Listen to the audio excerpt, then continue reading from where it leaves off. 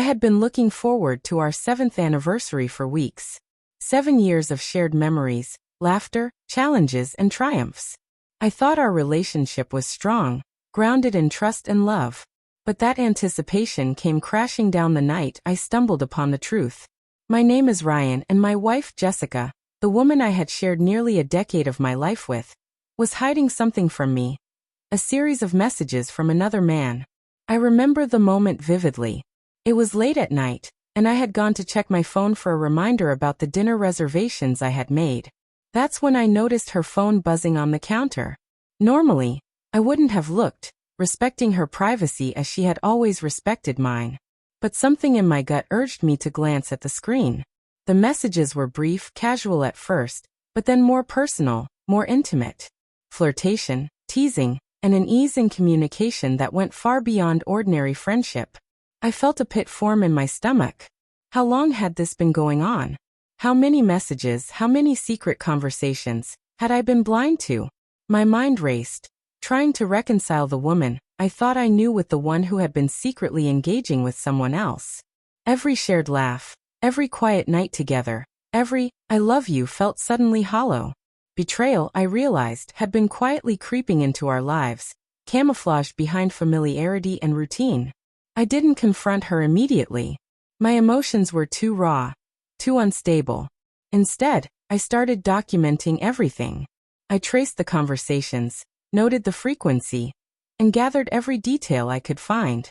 Each message revealed not just flirtation, but a level of emotional intimacy I had never shared with her. A connection built in secrecy, while I believed we were fully present for each other. That night, I couldn't sleep. I sat on the couch, staring at the ceiling, replaying our last weeks in my mind. The smiles, the seemingly innocent texts, the casual touches, all now seemed like part of a carefully maintained illusion. Jessica had built a private world alongside our shared life, a world I was only just beginning to understand. And as our anniversary approached, the weight of her deception grew heavier with every passing moment. The next morning, I tried to act normal, but every glance at Jessica felt like navigating a minefield. She greeted me with a smile, unaware that I had seen the messages, that I had glimpsed the hidden world she had carefully constructed. The casual chatter, the jokes, even her laughter, all of it carried a new, sharp edge. Every word now seemed layered, coded, and potentially deceptive. I began piecing together a timeline. When had these messages started? How had she managed to hide them for so long?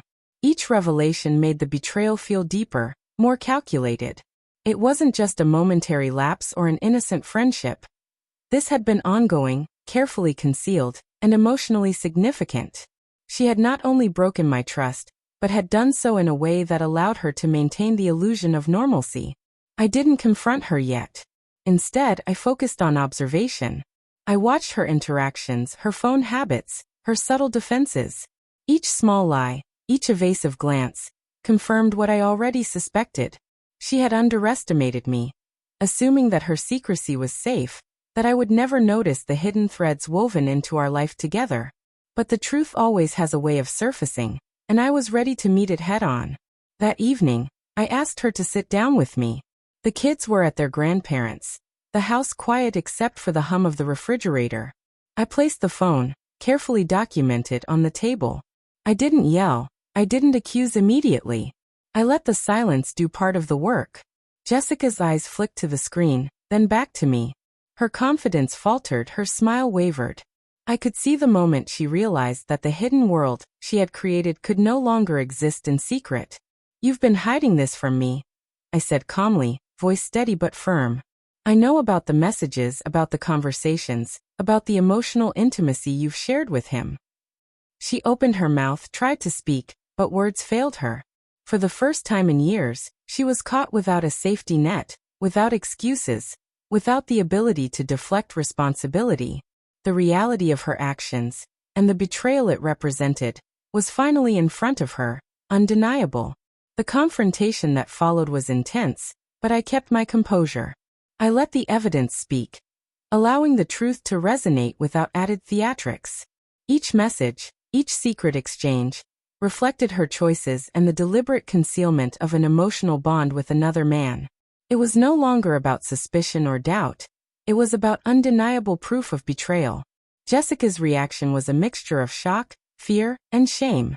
The confident, composed woman I had married crumbled in that moment. She tried to explain, to justify, to frame her actions as curiosity or loneliness, but the words rang hollow. I had witnessed the pattern, the deliberate construction of secrecy, and I would not allow excuses to dilute the gravity of her choices. She had underestimated the consequences of her actions, and now she faced the inevitable fallout. I had to make decisions not only for myself, but for the stability of our home. Our children remained my priority. Their routines, their sense of security, and their emotional well-being could not be compromised by her recklessness.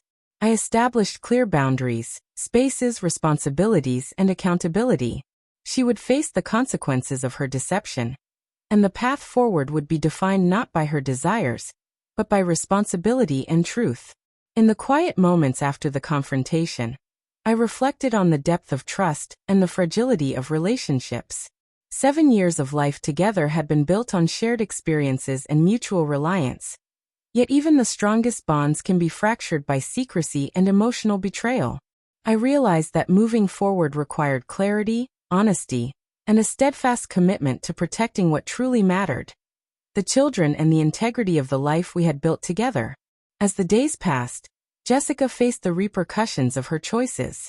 The messages were exposed, the lies unmasked, and her attempts at casual denial or justification no longer held weight. For me, this was both a reckoning and a liberation.